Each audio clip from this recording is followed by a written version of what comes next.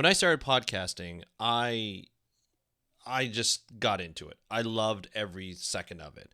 And I really got into science communication. I really started looking into different ways to improve and different ways to really make this my livelihood. Still working on that.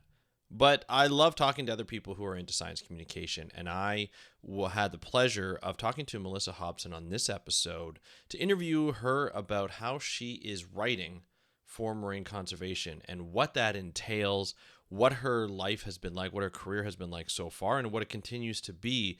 And she just drops a lot of value on this episode, and I know you are going to love it. So let's start the show.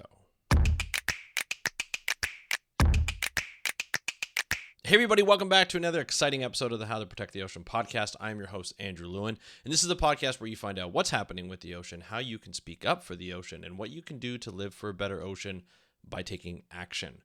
And this episode is going to be talking about speaking up for the blue, speaking up for the ocean. And when I first started this podcast, the name of the podcast was Speak Up for Blue, which is the name of my company.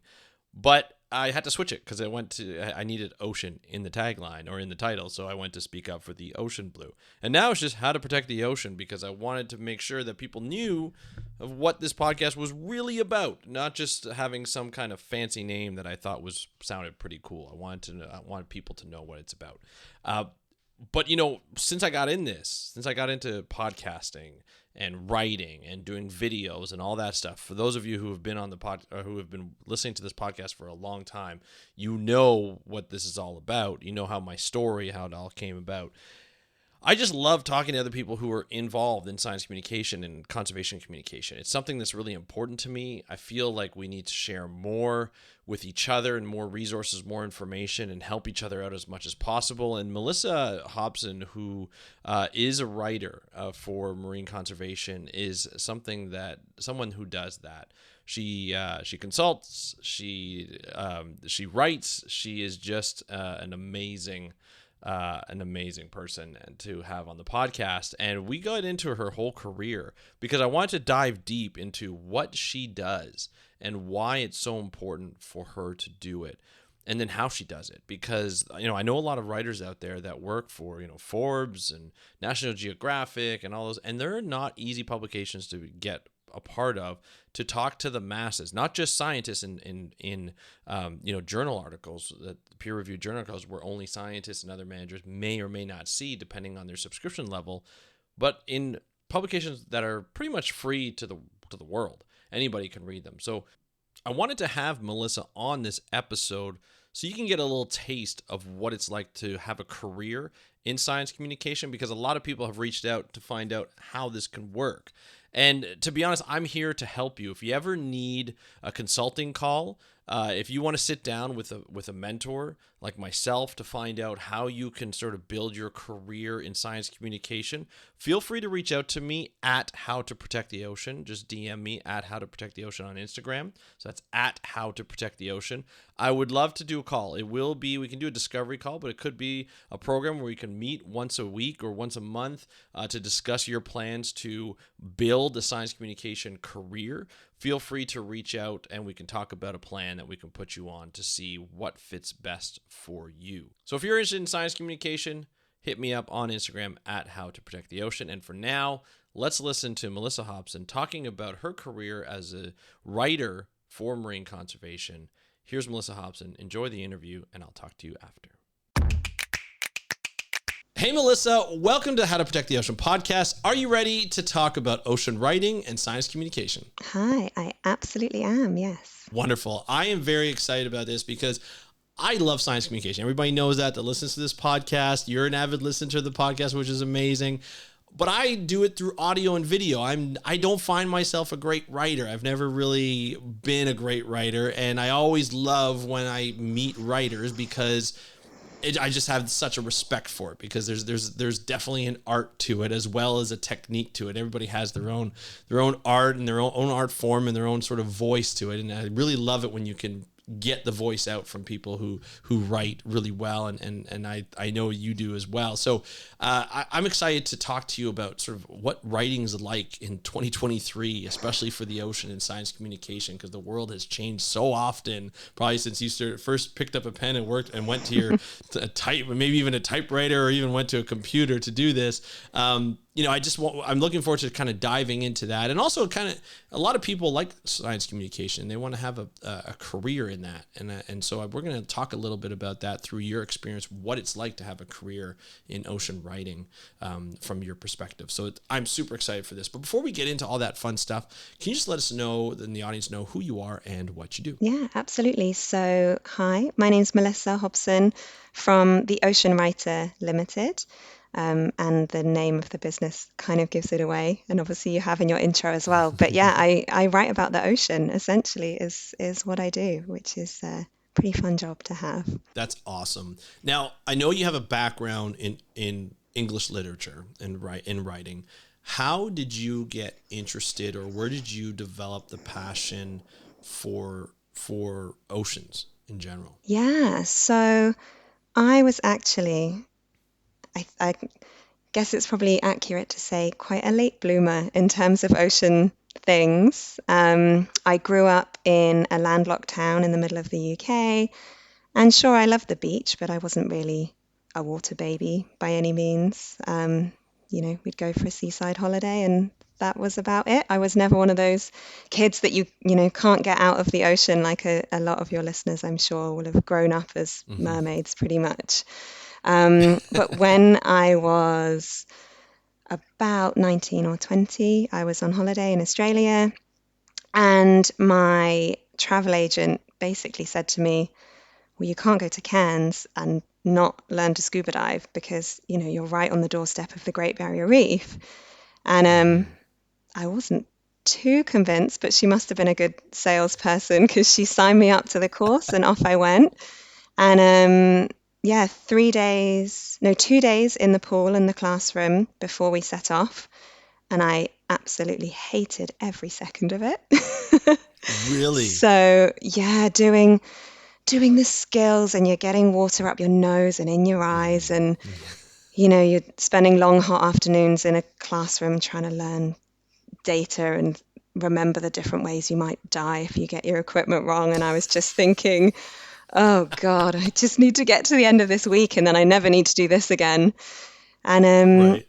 yeah, and then we had 3 days to finish the course. We did a 3-day liveaboard and actually went out to the Barrier Reef and just spent a few days diving from there. So doing our 4 open water dives to actually certify, and then a few more extra after that. And I just, as soon as I got in the ocean and saw the coral reefs and the life, and I saw a turtle sleeping on my first night dive and sharks kind of Oh, silhouetted above me, and it just, that switch that I didn't know I had was just flipped, and that was it really. now, did you have the writing background at that point, like during that vacation? So that was actually while I was still at university. So I was studying literature Okay. at the time, but was still deciding what I wanted to do with my life. I hadn't actually started kind of full-time work at that point.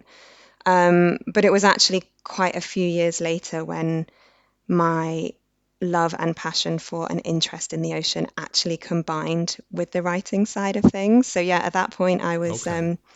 on university vacation from, reading a load of books basically, Right. and had no idea that this holiday would completely change my whole career as well. So yeah, that's interesting. So you had that spark at that time where you're just like, I'm in love with the ocean because of all these great experiences that I'm able to do on probably one of the best places to dive in the world.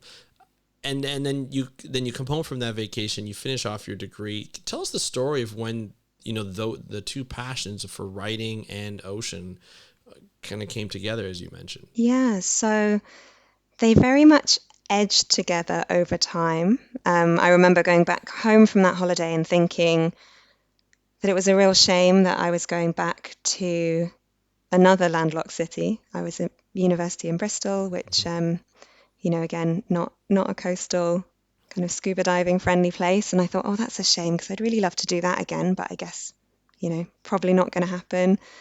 And then over the years went from, going to a holiday and seeing a dive shop and nipping in and, doing a quick dive to planning my holidays around diving.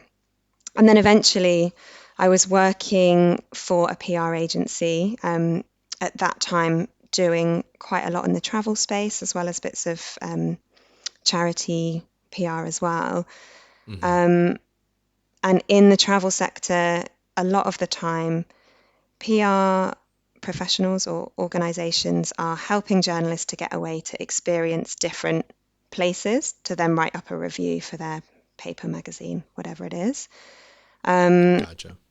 and I kind of had a little bit of a light bulb moment. I was sending a journalist off to Croatia to write a double page spread about all the things that she was going to do there. And I was like, I love writing within the PR sector. And by that point, I'd been in PR for quite a few years. Writing was always my strength as Hmm. well. But I didn't have anything published because in PR, you're behind the scenes, right? So you're sending out press releases, which are going Yeah. to get topped and tailed and edited, and then, the journalist's name goes on top. And even if you're doing articles, Hmm. it's often ghost written or whatever, and, your name doesn't end up there. But I was like, I am a writer, and I thought maybe I could try and tie the two together. So I contacted the editor of Scuba, one of the scuba magazines here in the UK, and basically said to him, I'd really love to write for you. And I'd read a load of back issues back to back to try and, soak up everything about the way they wrote their pieces. And because I didn't have any writing work to show him with my name on it, I actually wrote an example article going, if you ever wanted to work together, this is the kind of thing that I could write. Um, and it was about the previous holiday that I'd been on, a dive holiday, where one of the girls on our boat actually got bent. Oh, wow. So yeah, she was absolutely fine, thankfully, but it was Oh, quite yeah. quite a It's painful. dramatic trip. Yeah, she was on the boat, not in a good way. And it was a very rough sea in, southeastern Africa. Oh, And it was all there was quite a lot going on to cover in an article, which I guess, thankfully, as I say, she was fine, but it gave me a really good story to write about. And I sent that as part of right. my pitch, and he actually published it. It went on the front cover of the magazine, which was just What? insane when I picked up a copy. And yeah, and then he commissioned me for another article, and I worked with them for quite a few years just on the side. So I was still doing PR full time, and then just started doing writing around the edges. Um, and then eventually kind of burnt out from London life and decided I wanted to do something completely different and quit my job and ended up moving to Mozambique. And I spent most of 2018 out there with Marine Megafauna Foundation. So obviously, Andrea. So I was out there working Yes. working with the team there and helping them with their comms, and they trained me up a little bit on some of the research side of things as well. So I got to Yeah. pretend that I'm a scientist a little bit. Um, and that was amazing. And that was kind of the tipping point, I guess, where I properly started to focus, on ocean comms full time. I mean, it's such great opportunities. Like you? So you didn't know that you would be on the cover of that scuba diving magazine, did you? No, Like they never told you right off. There was I more of a didn't know surprise until when you picked it up.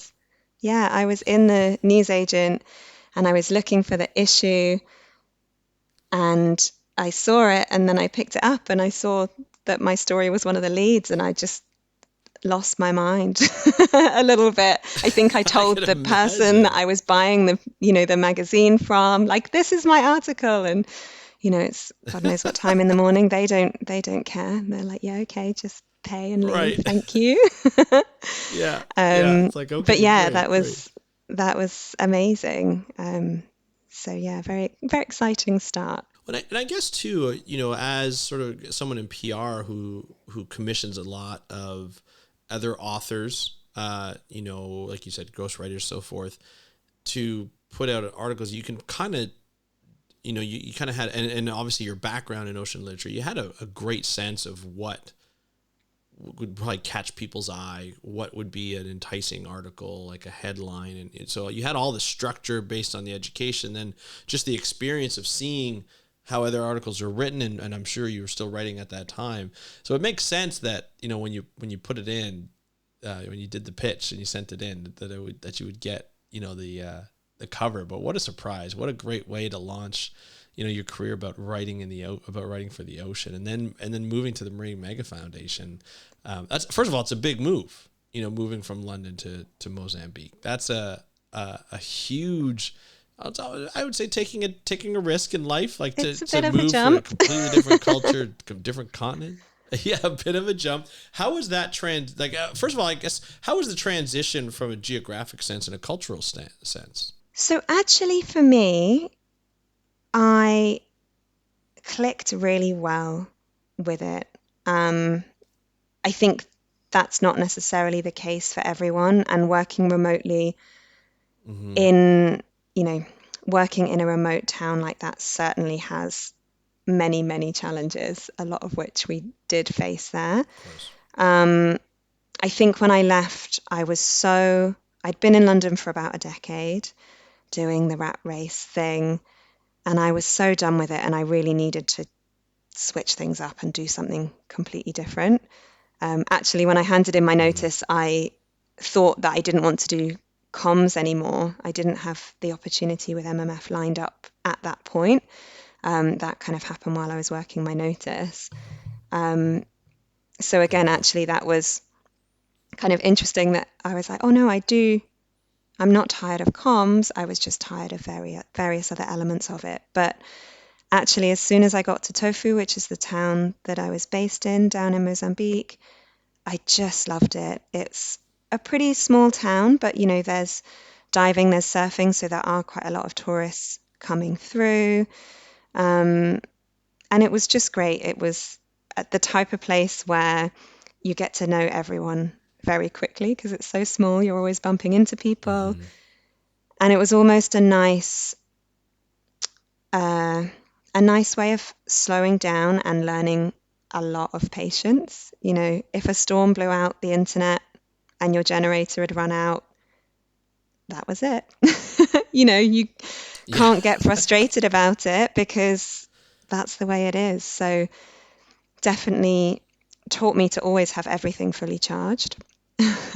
And Mm-hmm. yeah, and just Yeah. try to roll with the punches when they happen because you do get, flat tires and internet out and storms and whatever the issue might be that you've got to just get on with. But I absolutely loved my Mm-hmm. time there. I try to go back and visit when I can. And it was just brilliant for me. And so how did you get in touch? You said, you got in touch with MMF during, as you were putting in your leave or your resignation. How did that relationship kind of come about? Yeah, so it was actually probably about 2 years beforehand. I had written a piece about, and I can't remember the exact article, I could go and dig it out, but it was something about why sharks are cool and all the coolest things that sharks do. And I spoke to various shark scientists and was like, tell me why sharks are cool. And that was, Right. essentially the crux of it. One of the scientists that I spoke to there was Simon Pearce, who founded MMF with Andrea. And Right. I think after I'd done that interview, I'd followed him on social media, and he always kind of sprung to mind because he's got his amazing photos and his awful dad puns, which, Yes. Simon, if you're listening, I'm sorry, but it's true. So he'd kind of stuck out as someone in the sector, and I thought for ages about whether to get in touch with him because I was looking for opportunities in the marine conservation sector, and I could only seem to find either the option of go back to school and retrain to get a degree in the sciences, which Mm. I didn't particularly want to do, definitely couldn't afford to do. It didn't seem like a good route for me. I'm very much not a scientist. I love to talk about it and learn Right. about it, but I'm not a data person. I'm not a math person. And the other Right. options seem to be, these volunteerism opportunities where you're paying sometimes thousands of pounds a week to go and, Hmm. you know, help, quote unquote, a certain project where often, if you're really digging into it, are the funds staying in the local community? How much help are you, how much impact are you actually having? So I emailed Simon and I said, look, I bet you get a gazillion emails every week of people saying, how do I do what you do? How do I get into conservation? Which I know he does. But I kind of explained my quandary and said, you know, is it just that there isn't anything in the middle? At the time, I didn't realize what I know now, which is that all these organizations, they've got marine biologists coming out of their ears, but they need writers, social media people, Hmm. accountants, all of those other professionals that make up a business. They are really, really, really need those kind of people to help them. So I Yeah. sent this email anyway. Thought Simon wouldn't even reply because he's very busy and Right. important and all that kind of thing. And he actually came back saying, "Oh, gave me some advice and said all of this about, actually people really need comm support." And then he said, "Did you get in touch with me because I have my own charity?" And I was like, "Wait, what? Do you?" And it turned out that they'd been looking for a comms person for some time to come out and help them on a pro bono basis. And he said, would you be interested? So we had a bit more of a chat. I sent my CV. I did some interviews with, the CEO and that kind of thing. And then before I knew it, I was on a plane out to Mozambique. And yeah, there we go. So doing this on a pro bono basis, that's one thing. Like traveling all that way to work with an organization. I mean, obviously you're getting a great opportunity to do this type of work, but doing it from a pro bono basis, that's a huge sacrifice to move and live in a completely different place, um, and not get a wage. Were you concerned about that at all? I wouldn't say I was concerned about it because I had been saving and getting all my ducks in a row to make sure that it was something that I could feasibly do. But it was something I was very Mm. aware Hmm. of. And it was something that I was thinking about when I was there, keeping a budget, keeping on top of costs, not just Right. frittering away money left, right, and center on surf lessons or, whatever, like making sure that I could Yeah. afford to live there for, Yeah. as long as I could.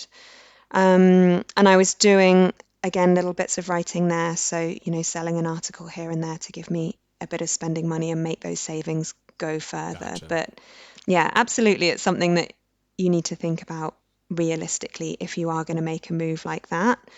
Um, just making sure you've thought of your different options, I think is, yeah, a sensible approach. Yeah, for sure. I mean, because I think a lot of people get into that situation and they don't know if, especially if they're an early career scientist or an early career conservationist or even writer, science communication person. Is these opportunities are great and they're amazing to be a part of, but then it's like, how can you support yourself? And so you need to prep a little bit, and as you did, and make sure you have the finances. Now, when you went down to Mozambique, was the cost of living, the same as being in the UK, or was it a little cheaper? Was it fairly affordable? Like, could you stretch those savings a little longer because it was in Mozambique? Yeah, absolutely. So I'd been living in London, which, is super expensive. So it was definitely Yeah. a lot more affordable. Um, it does depend as well. And I think various places, if you're going away to do field work, particularly if it's somewhere like Tofu, which is a bit of a tourist town, we could go to Mm. the market and buy matapa, which is like the local dish. It's kind of a cassava leaf stew, and you have it with rice, and it's, a few cents for your lunch. It's super, super cheap. But at the same Okay. time, if you're going to the touristy restaurants where they're doing, I don't know, seafood platters, if you eat seafood or whatever it might be, then Hmm. those places are going to be more expensive. So, Right. yeah, for me, it was quite easy to manage that budget, and it was, as I say, a lot more affordable than London. But Right. equally, it it could have been quite easy to burn through those savings a lot quicker as well. Oh yeah, for sure. I can just imagine. It all depended on how, like you said, you had to plan it out properly, and you had to make sure you were making sure that you stretched all those savings. So how long did you stay out there? So I went out in the April of 2018, and I was there until I think I came back in about the November, was just before Christmas. And I'd had Okay. various visa runs back and forth. We had to leave the country pretty much once a month. So there was a few. Once a month. Yeah, it depends on your visa. There are 3-month Okay. single entry visas. So sometimes you can stay in a block. If not, you have to be in and out. And it's a 9-hour drive to the capital and then another few hours across the border and back. It's, yeah, a bit Wow. of a faff in terms of the border runs. So we Bit of a tried trek. to, if we could, make them into a little holiday, see some of South Africa. Yeah. And I managed as well somehow to do one of my border runs over to Madagascar to see Stella and the team at the Whale Shark Project there as well, which was a very cool Right. visa run. When you were finished that, obviously you're sort of hyped up with writing about the ocean all this time. It had such a great opportunity. At that point where you're like, okay, I got to continue to make a career out of this. Where did you go from there? Yeah, so immediately after that, I came back to waitressing back in the UK. So back to earth with a little Gotcha. bit of a bump. Um, and yeah, I was doing that while I was looking for opportunities within the marine conservation comms space. Um, so I was waitressing for a few months. I then ended up going out to the Philippines and working with a small charity out there. Obviously, this was then getting towards 2019, 2020. We all know what Hmm. happened back then, and the pandemic brought me crashing back to the Yeah. UK. And in 2021, I want to say, I went full-time freelance. I'd been doing bits and pieces on the side. So 2021, yeah, went full-time and started working with a range of clients, initially in the kind of wider sustainability sector as well. And over time, Hmm. I've been niching back to marine specific wherever I can, and Right. the writing Right. side of things, not so much of the comms anymore. So, yeah. Okay. So now it's more writing articles for these different. And now you've had articles published, some pretty big publications, Nat Geo, The Guardian, Vice, and more. How did you make those connections? Were those from past work in PR, or did you have to start anew when, especially when you were focusing more on the marine environment? Yeah, so I had to start afresh in terms of getting the connections, but I think Hmm. the the real benefit of having a background in PR is that I really understood how the industry worked in terms of Mm. working with editors and getting a commission and all those kind of things, because I'd been working from a PR side, pitching stories to freelancers who are then going and having to pitch it and all that kind of thing. So I think having that understanding of the process was really valuable to me, because I knew, even though I didn't necessarily know who I needed to go and speak to, I knew how to find those contacts, and I knew, you know, Mm. vaguely the best way to try and go about it. Um, I also had a really thick skin, because in PR, you're getting rejected and ignored and sometimes Hmm. yelled at a lot of the time. So you get you get quite a thick skin. So it's the same with writing. You send a lot of pitches and a lot of them aren't going to land. You might not even get an acknowledgement sometimes. And I think having Right. that resilience from my career in PR was really helpful, because I think when someone's just starting out in writing and they don't have too much understanding of how it all works in the background, and it can be super competitive, it can be so Hmm. disheartening, right? When you've spent ages on this pitch, you've been reading the magazine to make sure that you really know what they want and which section you're going to pitch to, and found the editor, and you've done all this work, and then they say no, or you don't even hear from them. um, Yeah. that can be really that can You be almost take really it personally crushing. a little bit, eh? Yeah, Yeah, I can absolutely. imagine. um, but yeah, I feel like I've been rejected so many times in PR. You're obviously pitching stories all the time to news desks, and they're like, oh no, we Right. don't want that. um, so I think that helped me keep going without Yeah. losing motivation. This is an interesting. The pitch is always interesting when you pitch these. Obviously, you said you've put in a lot, and you've been rejected a lot, and you've been successful with a good number where you can do this on a regular basis.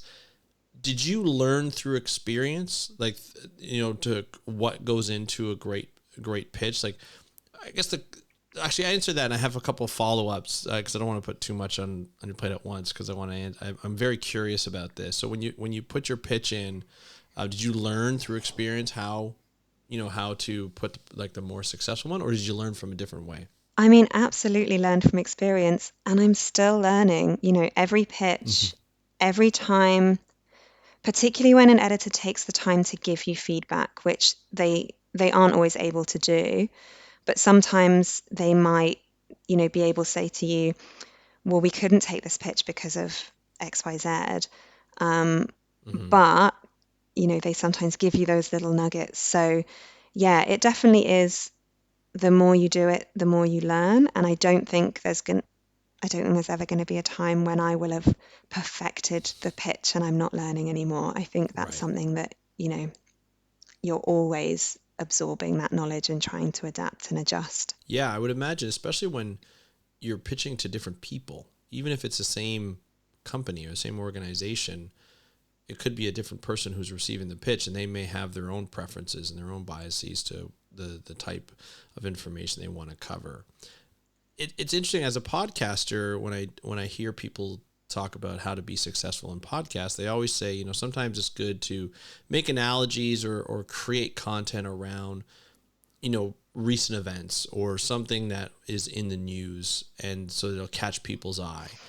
Is your sort of strategy around something similar? You'll talk about emerging technologies or something that's been in the news over time, just to kind of get the eye or catch the eye of editors. Absolutely.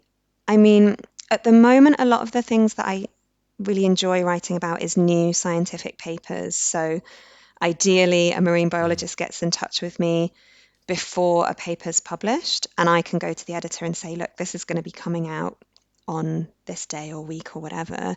It's super exciting because Yeah. this has happened and this is what it means for global conservation.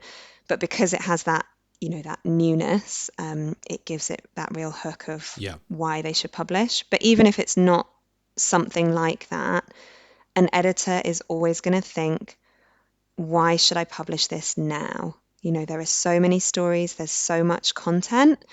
And again, that's something that we used to think about a lot in my kind of PR days, is what is the hook? What makes it timely now? As you say, is there Mm-hmm. an emerging technology? Is there something, what's happening on Google Trends? Is there something going on, an environmental conference or whatever it might be? Yeah. But always asking yourself that why now question is really important. Yeah. I did a training this past week for my day job, and it was about storytelling and sort of trying to, I guess it's a bit of a sales role. And the one thing that stood out is when you pitch somebody or you get into contact or you try and provide value, it's the questions of trying to answer the question of so what and who cares. Hmm. about this. Do you follow something? Is that a universal thing in communications? I think so. Yeah, I think the so what and why now are really good questions. There's the in a pitch often, or in, if you're writing a press release in your first paragraph, there's the kind of making sure you've covered the who, what, when, where, why. Um, and I Hmm. think one of the things that I always think about as well, for particularly if I'm talking to organizations about stories that they're wanting to share with the media or on their website or whatever it might be, is can you imagine going to the pub, so the bar across the pond, and chatting to your friends about whatever this story is? Do they really Yeah. care? Are they really going to find it interesting? Or are they going to do that kind of glazed over nod and smile because you're talking about something that, you know, internally it's super exciting in your workplace, but externally, maybe not the most interesting. So does it Right. pass that pub Right. test of, does someone that doesn't know all the ins and outs of what you do, just a regular person, going to go, oh, actually, that is really interesting. Tell me more about, whatever it is. So Yeah. trying to come out of your brain a little bit and think about what other people are going to tap into. Yeah. Here's a question. Do you evaluate, their interest based on how many drinks they've had at the pub? You know what? I once had a client who, oh, I can't remember the number now. I think he was saying that the perfect brainstorm is when you've had between 1 and 3 pints. So he Mm. would organize Yeah. our meetings to go and come up with some campaign ideas, and we'd all get a pint. And once we'd gone past, well, for me it's probably past 1 pint, but for the boys it's probably past three, or the heavier drinkers. I'm a bit of a lightweight. Once we got to that point, it was like, okay, Right. it's time. Our ideas are all getting too silly now. But it kind of loosens you up a little bit too, and getting out of your Yeah, comfort zone and be like, oh, you know exactly. what Get would be out your great? comfort Ideal. Let's zone. try this. Yeah, Yeah, I get love get that. things flowing a I little love that. bit. Stop feeling a bit, awkward about sharing stuff, but then also rein it in before you're like, and then we could do Yeah. something utterly ridiculous, Oh yeah, 5 pints down the line. for sure. Now here's a question. I don't know a lot about, the career path you're on, the writing path, especially in today's day. There are a lot of publications out there, and they often use, I would imagine, freelance writers to generate content, and they pay those freelance writers. Can you talk about a little? You don't have to say rates or anything like that, but talk a little bit about how, and especially for audience members who want to get into that, they like writing as well, and they want to write for similar publications. How do you generate revenue as a freelance person, and how often, like, did they expect to publish an article on average? Obviously there's a lot of variables that go into that, so you can talk a little bit about that. I just want to know, just get a sense of the feel of what it's all about, Yeah, or absolutely. how it I all mean, works. I guess everyone's experience is going to be very different. Some people might have regular gigs with certain publications, or they might, you know, pitch one person more than others. They might have a good relationship with a certain editor, or whatever it might be. Personally, I at the moment have one anchor client, which actually isn't to do anything to do with the ocean, but I do some regular comms projects with Guide Dogs, which is a seeing eye dog charity here in the Oh yeah. UK. Oh, So I do cool. some Yeah. regular consultancy with them, and that's, as I say, my kind of anchor client, because I know I have work coming in month to month, different Right. projects. I then also do corporate work, so with ocean based or ocean focused organizations that maybe want help with their messaging. So recently I helped a council that had a ocean initiative, marine conservation initiative, and they knew how they talked about it internally, but there was lots of jargon and that kind of thing going on. Mm. And they wanted me to help them work through some and create some messaging. How can we talk about this externally in a way that makes sense, and a way that Right. people will understand and care about. I've been doing something else at the moment recently with a research centre that's got an annual report coming out, and they need someone to kind of proof and edit it and bring those stories to life. Or, as I say, website copy, blogs, articles, that kind of thing. And Yeah. then I have the editorial stream as well. So that's when I'm going to a particular publication, pitching an editor and saying, okay, so, I've seen this study's coming out. I think it's super interesting for you to cover because of whatever. And that tends to be a bit more ad hoc because obviously it depends on me sending those pitches and those pitches getting accepted to be able to write those pieces. So yeah, for me, having a mix of those kind of slightly different types of writing makes it more sustainable because freelance life can be full of peaks and troughs. So I think diversifying is a good thing to do. Yeah. Um, and again, different, as you say, different publications can have very different rates. So I might get an Mm-hmm. article with a really well-paying publication that I would have to do maybe 5 or 6 articles elsewhere to get a similar fee. It does really vary quite wildly. Right. Um, and that's for every writer to kind of decide, when they are learning about a magazine and finding out about the rates, is that something that they're comfortable working, at that fee? And if not, you pitch elsewhere. There's, lots of other places as well that Yeah. you can try and contact. And yeah, my focus at the Yeah. moment is trying to build up and strengthen my relationships with different editors. Because again, as the more they know you and they know your name, they know you're a good writer, and, you know, as importantly, if not more so, they know you're reliable, you're going to meet the deadline, you're not going to leave them in the lurch and all that kind of thing.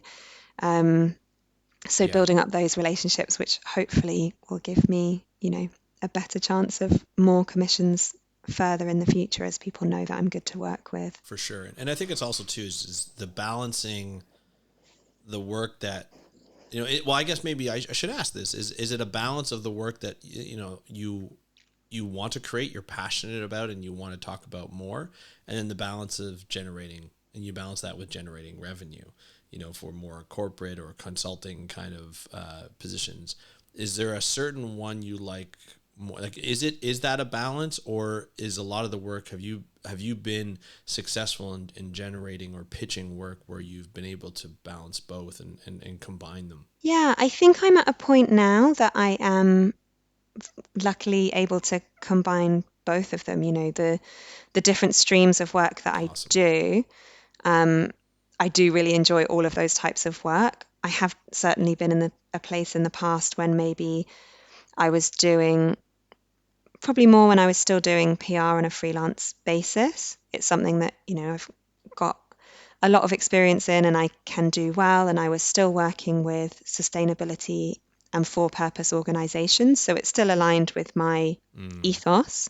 Um, yep. but I don't love PR in the same way that I love writing. It can Right. be a lot more intense and a lot more stressful. Um, Right.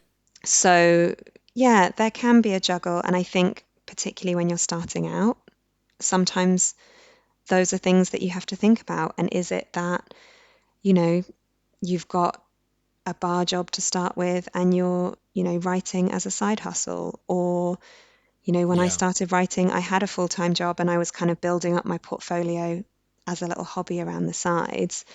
Um, Right. and I don't think there's anything wrong with, yeah, having that balance Absolutely and not. different things ticking different boxes. Yeah, and let's be honest. I mean, I'm a big advocate of supporting yourself and not having to sacrifice too much financially to do the passions that you want.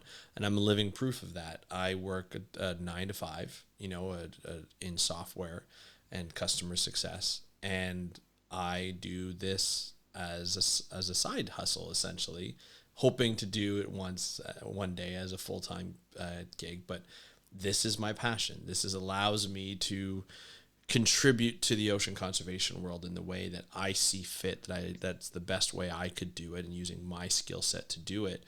But I support my family and sort of my life through this full-time job at this point. And I agree. I don't think there's anything wrong with it. It makes it a little bit more difficult in terms of time management, but if you're truly passionate about something, you're going to do everything you can to continue into this. And it's not an easy thing to do, even just from a mindset perspective. Oftentimes I talk about, am I failing in in my dream of what I've always wanted to do? Is this what I'm doing? And then I look at the impact I've been able to have. And it's a big deal. I'm proud of the work that I've been able to contribute for ocean conservation and help in collaborations and help inspire people. So there's definitely that value base in there. And I think especially first starting out, you would almost have to, right, Melissa? We're, trying to build up those relationships and those contacts and those pitches. It's not going to, I'm sure it's very rare where all your pitches at the beginning will be able to land and you'll be able to land some paid gigs.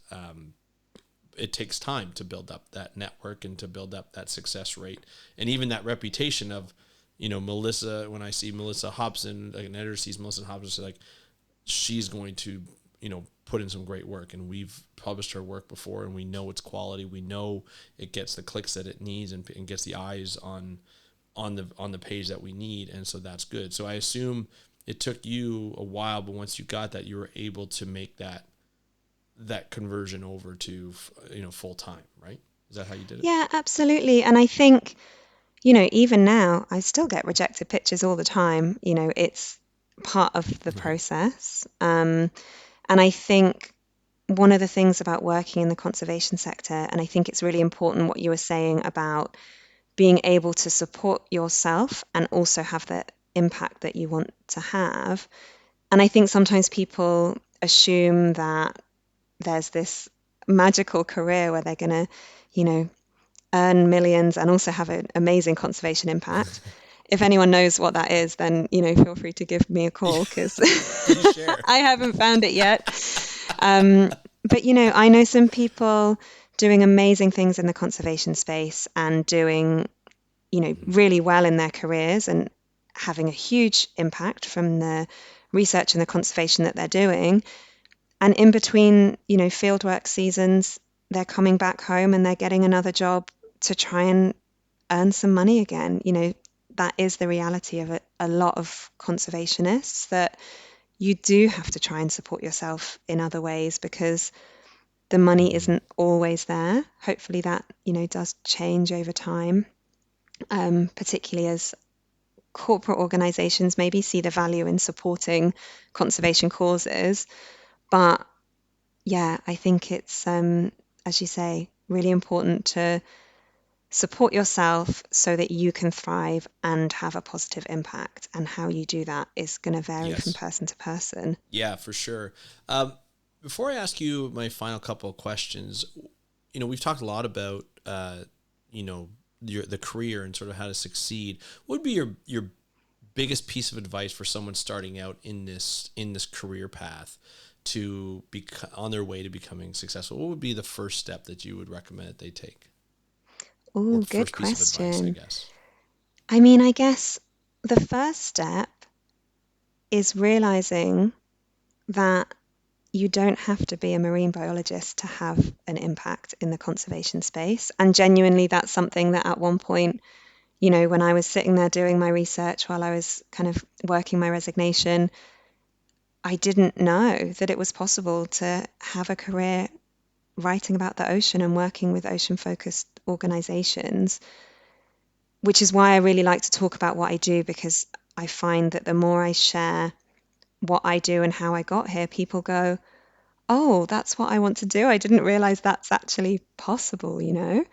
So I think, firstly, realizing that whatever your skill set is, whether you're a writer or a graphic designer or an accountant or a social media manager or whatever it is, there is a way that you can have a positive conservation impact.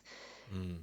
And then from that, thinking about if you do want to move into the conservation sector, what skills do you bring that can really add value to an organization? Again, we kind of mentioned that a lot of these charities are brimming with marine biologists, and they're all, fabulous and super talented, and we need them.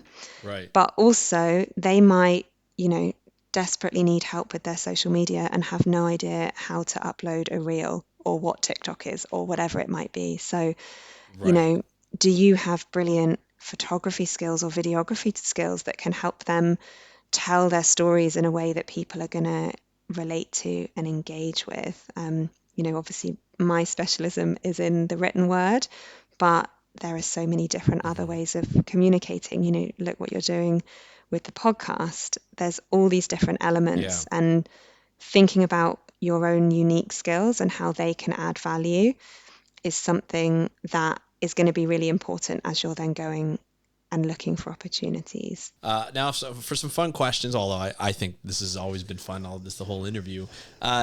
What is from what you've written in your sort of library of writing? What was your favorite article that you've written over the years? Oh, that's a really good question.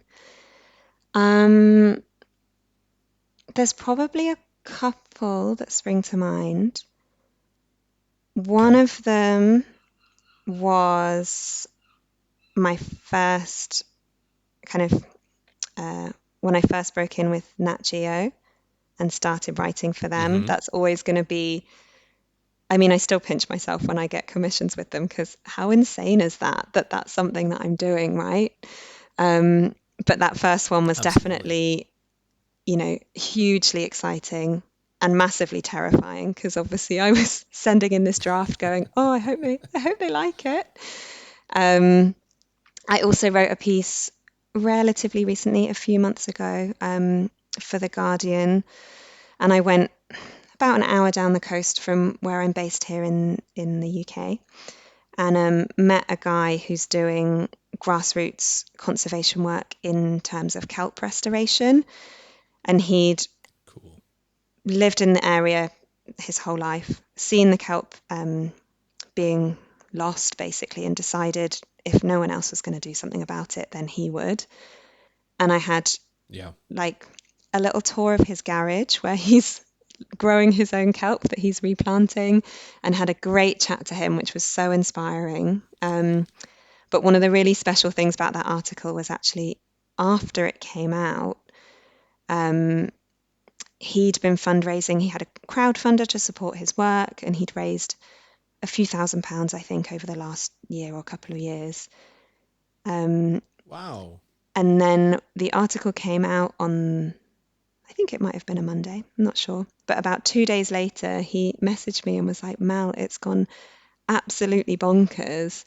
And I checked his crowdfunder, and another £10,000 in donations had come in a couple of days, just from people, reading Wow. the article and hearing about all Yeah. this amazing stuff he was doing and going, oh, I want to help that. Love it. Um, so that was a really special one as well, because it's that nice reminder of what communicating these important projects can really do. Telling these stories is so Yeah. important because that's how people are inspired to help them at the end of the day. And just, it's sometimes we always try and go beyond awareness. And sometimes that's what's needed. It's just the awareness of specific projects or what people are doing or what these ocean heroes are doing across the world. And it's all they need is just a voice or a platform where they can put their voice and allow people to make the decision of whether they want to support their project or what their work they're doing. And it's nice to see when it's successful like that. That's just amazing. Now, here's a question that I like to ask people who are in science communication. What is your sort of dream piece to write about at this point in time in your career? Oh, so I guess for me, what I really like to write about, I mentioned that I really enjoy covering new studies. So when a scientist has found out Yeah. something that we never knew before about a species or something that's going to affect conservation. And I think particularly when that Mm-hmm. knowledge completely changes what we know about conservation efforts and is, again, going to have a real impact. Yeah. The amazing thing about the ocean is that there are so many potential stories that could be around the corner, that are like that.